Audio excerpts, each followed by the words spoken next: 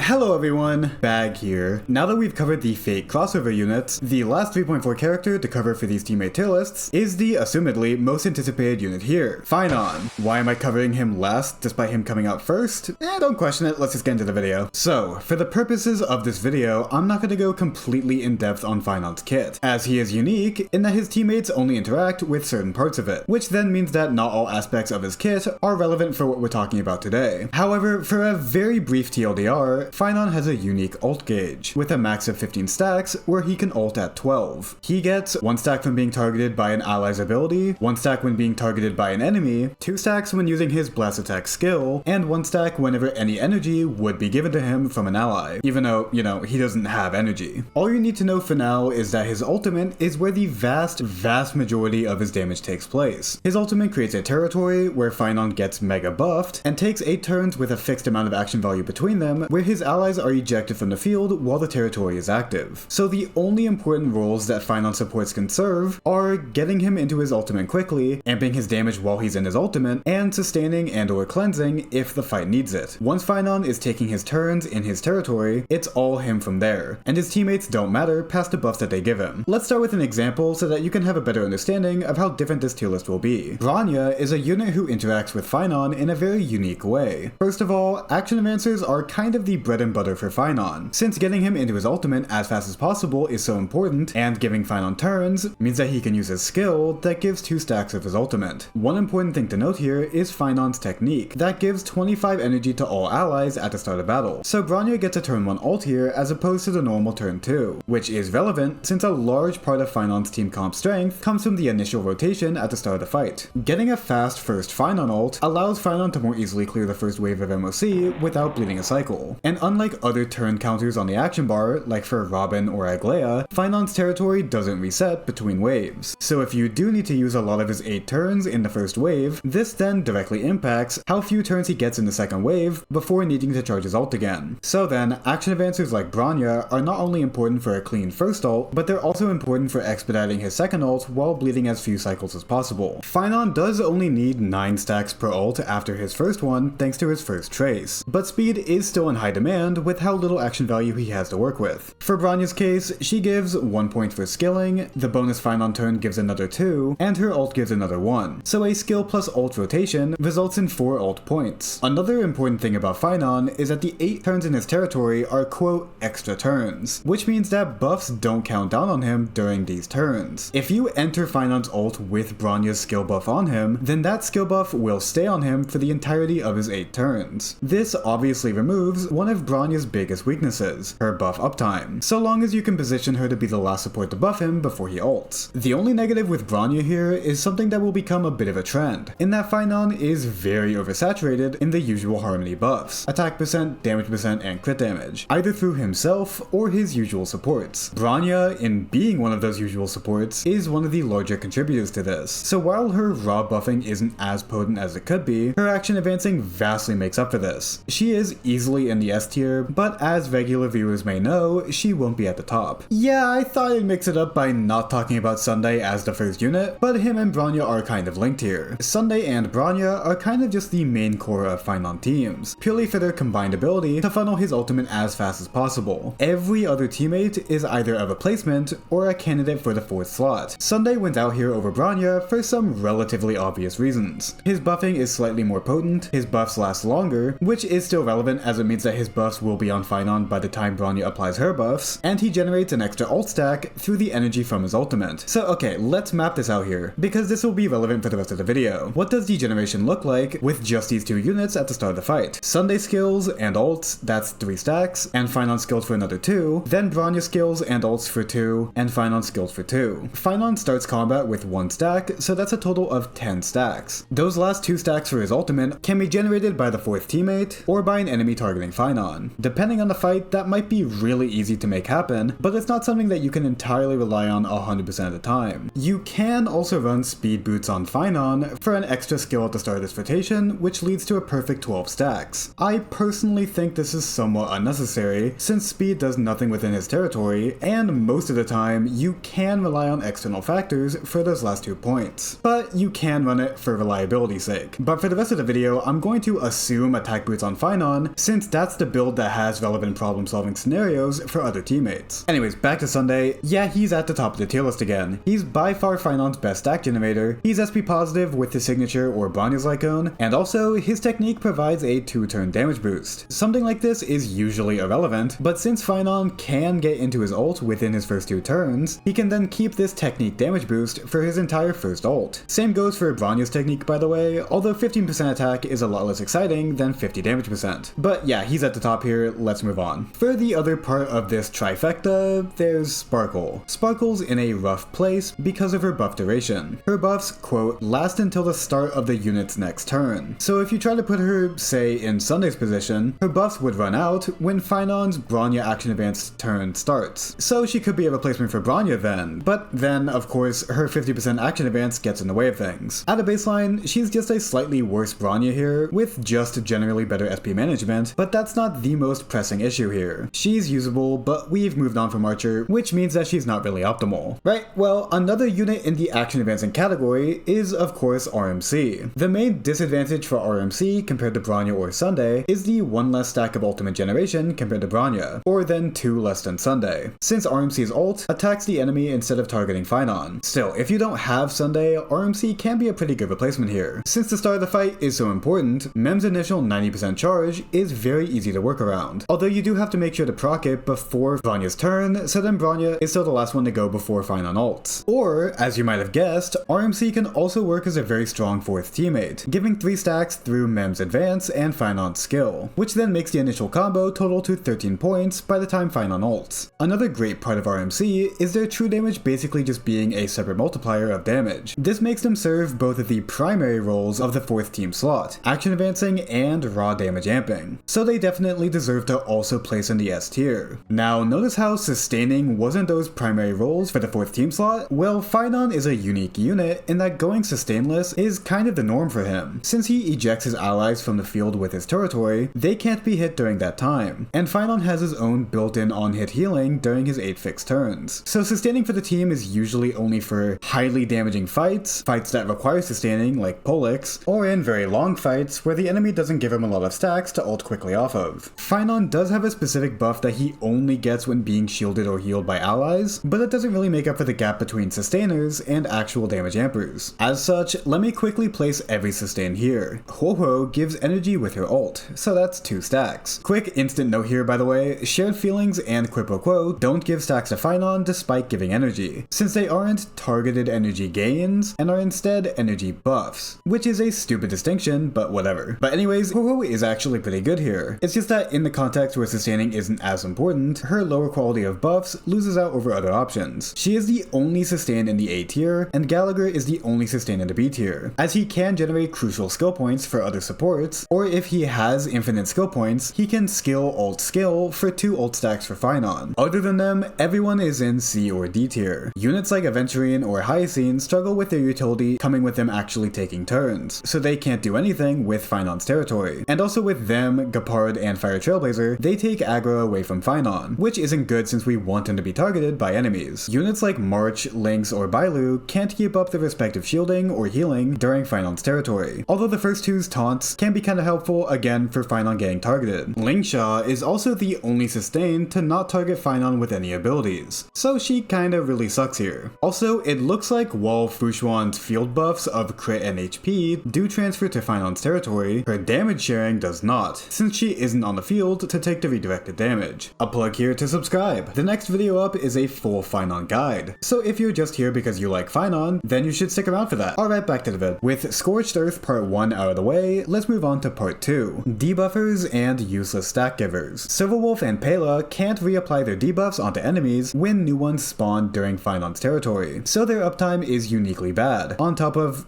generating those stacks for Phainon. Asta and Hanya both provide Phainon with the stat that he is the most saturated in, attack, while also giving him speed. Speed does not influence how quickly Phainon's 8 turns go in his ultimate. The duration of his territory, of which his 8 turns are spread evenly within, is based on his base speed, so speed boots, speed substats, or speed buffs don't matter in his territory. Yukong, no. Well, okay, for once I do get to actually talk about her, as on paper this might be a context where she can work well. Her large buffs are usually useless thanks to their terrible uptime, but as we've seen with Bronya, that's not an issue here, so what's the catch? Well, this first of all, but secondly, Yukong provides 0 stack generation. And while there are other teammates who share this weakness, they don't have the other issues that Yukong is full of. If you want a deeper dive for all these problems, I'll refer to Chewy's video about Yukong, where he goes more in depth with things. But for a TLDR, there's some weird clunkiness with Yukong's E6, where Phainon consumes a roaring bowstring stack while entering his ult, which means that he needs 2 roaring bowstrings going into his turn, followed by a Yukong ult in order to keep her buffs. This also means that she's only really able to buff his first ult, which is usually not good enough for an entire support slot to do. Again, check out Chewy's Phainon vids to learn more. As for Yukong specifically, I'm mostly going off of what he's tested with actual hands-on experience. Lastly, Jiaoqiu actually does pretty okay here. Since his ult field applies his debuff onto enemies when they spawn, he doesn't have the gigantic problem that plagues Pela and Silverwolf. But his damage amp isn't uniquely good here, and of course he generates no stacks for him, so he's just kind of mid. To round out the A tier, there are only 2 more units to talk about. Tingyun is a good example of a non-action advancer with unique utility. Like Sunday, her ultimate gives energy, so that plus a skill equals 3 stacks, which is only 1 less than what Bronya gives with her ult plus skill combo. She can also ult right at the start of the fight with DDD, and any other DDD proc can help shore up the team's time spent outside of Phainon's ult. Like what I mentioned earlier, Phainon's first ult is important to play around, but the majority of the time you will need more than 1 ult to clear. In that case, the preceding rotation can be a bit awkward, so then DDD can play a small part in making that downtime not as bad. Of course, all of Tingyun's buffs are oversaturated as hell, but she's not bad by any means. If you need her as a replacement for Sunday, in the same vein as RMC, then she can. But compared to RMC, they both have equal initial stack generation in exchange for Tingyun having less damage, so it's hard to flat out recommend her. The last unit in this tier then is Ruan Mei. Ruan Mei's ult gives 1 stack, which isn't nothing, I guess, and it can be the last push needed to get to the first ult from Sunday and Bronya's initial 10 stacks. Mainly, Ruan Mei is here for 2 simple reasons. For one, her damage amping is a bit unique in its scaling thanks to her res pen, but mainly, she's also just good for her weakness break efficiency in Apoc Shadow. Phainon can kind of struggle with Apoc Shadow, just due to his high downtime, not really jiving with the specific damage windows during each phase of every Apoc boss fight, so 50% weakness break efficiency can be great to shore up his performance. Really not much else to say here. She's a thoroughly decent unit that has her own designated niche, so let's just move on. There's only 3 more units to talk about then. A very unique unit to start off with here is Cipher. Cipher, right up front,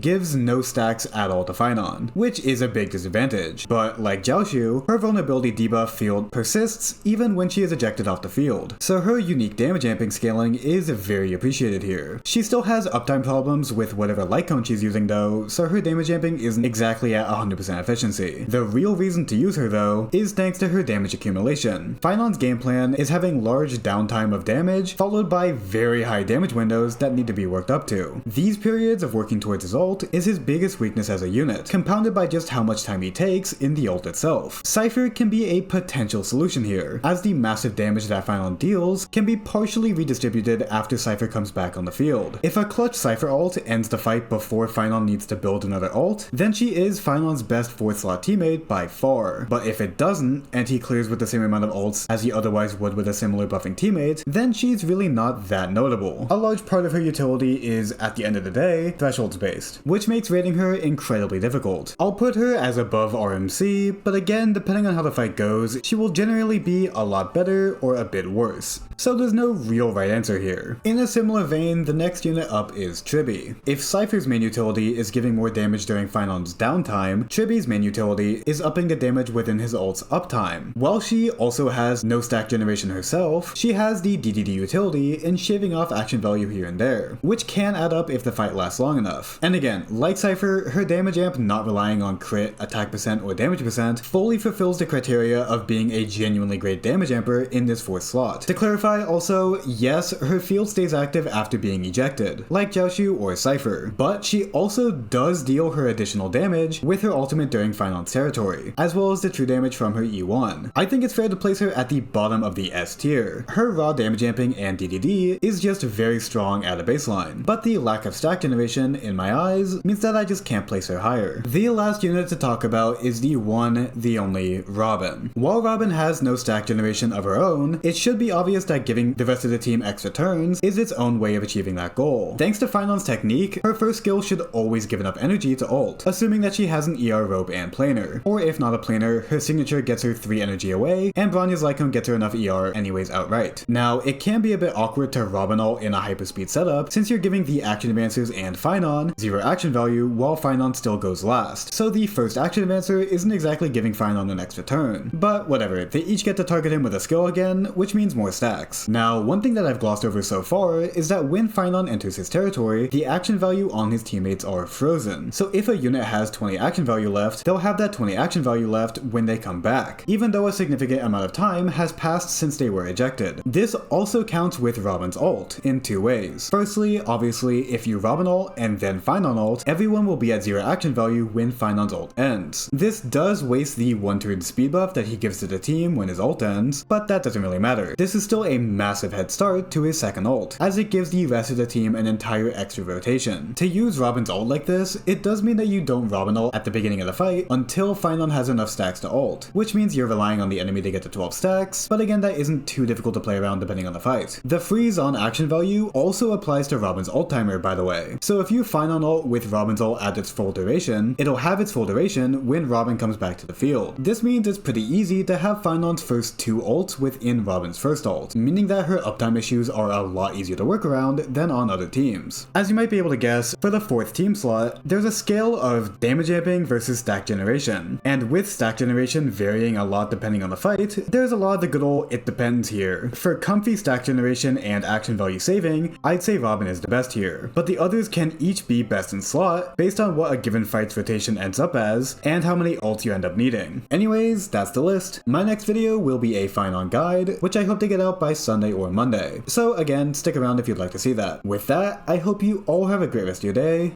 Bye!